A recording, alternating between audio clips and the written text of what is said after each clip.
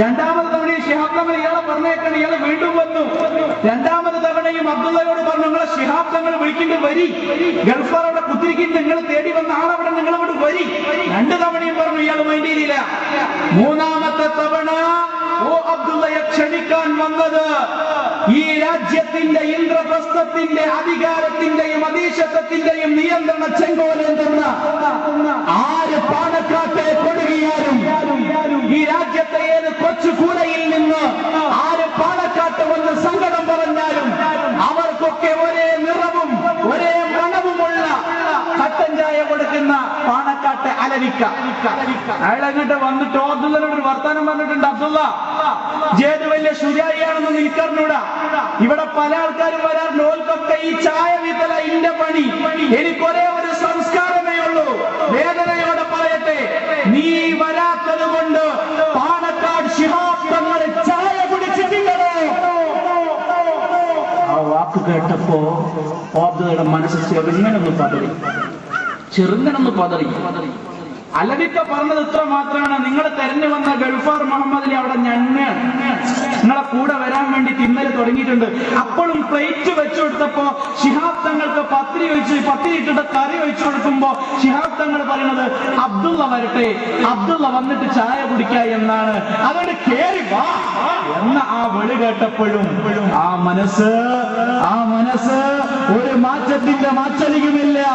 ആ സമയത്താണ് ഏവരെയും അത്ഭുതപ്പെടുത്തിക്കൊണ്ട് പാണക്കാട് കൊടപ്പനക്കൽ വീട്ടിനകത്തളങ്ങളിൽ നിന്നത് മന്ദസ്മിതം തൂക്കിക്കൊണ്ട് ഒരു മന്ത്രവാദിതൻ സമാധാനത്തിന്റെ വെള്ളരി പ്രാവെന്ന് താരം വാഴ്ത്തിയ സ്നേഹത്തിന്റെ അഭിന്ന രൂപമെന്ന് ലോകം പ്രകാശിപ്പിച്ച മഹാനായ പാണക്കാട് സയ്യിദ് മുഹമ്മദ് അലി ശിഹാബ് തങ്ങളത മന്ദഹാസം തൂക്കിക്കൊണ്ട് ഓ അബ്ദുള്ളയുടെ അരികിലേക്ക് വന്ന് ആ കരങ്ങൾ അങ്ങോട്ട് പിടിച്ചിട്ട് പാണക്കാട് കൊടപ്പനക്കൽ വീട്ടിന്റെ അകത്തളങ്ങളിലേക്ക് കൊണ്ടുപോകുമ്പോ ഓ അബ്ദുള്ള മനസ്സിൽ കുറിച്ചിട്ട് ശിഹാബ് തങ്ങളെ ആരെങ്കിലും എതിർക്കുന്നുണ്ടെങ്കിൽ അവരെ തങ്ങളെ കുറിച്ചറിയാത്തവരാണ്, അവരെ തങ്ങളെ കുറിച്ചറിയാത്തവരാണ്, അവരെ തങ്ങളെ കുറിച്ചറിയാത്തവരാണ്.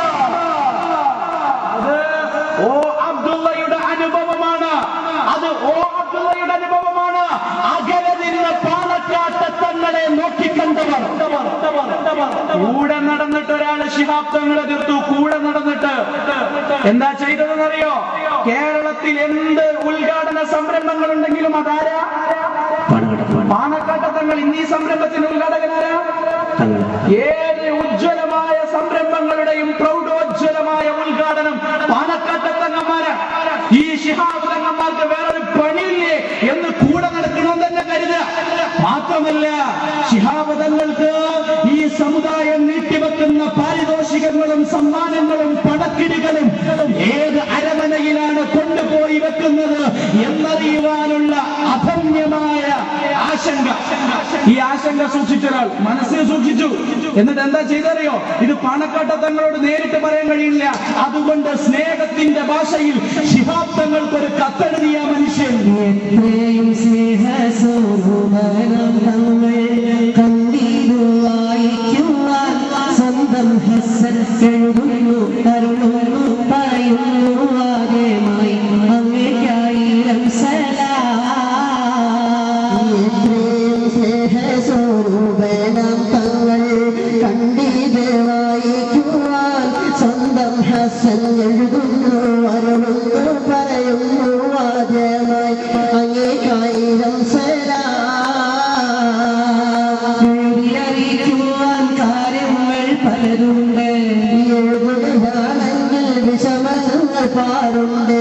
എന്നുടെ മനസ്സിന്റെ സങ്കടം അതുകൊണ്ട് ഉള്ളൊരുകുന്നൊരു കഥയുണ്ട്. അംഗീകാരം അരുമപ്പൂവം തങ്ങൾ പറഞ്ഞിടണം. സന്തോഷത്തോടെ ഉടനടി ഒരു മറുപടി തന്ന് സംഗീതം തീട്ടിടണേ. സ്നേഹത്താൽ കത്ത് ചുരുക്കിടട്ടെ. അറിയിക്കുവാൻ കാര്യമാകുന്നുണ്ട്, എഴുതുകയാണെങ്കിൽ വിഷമങ്ങൾ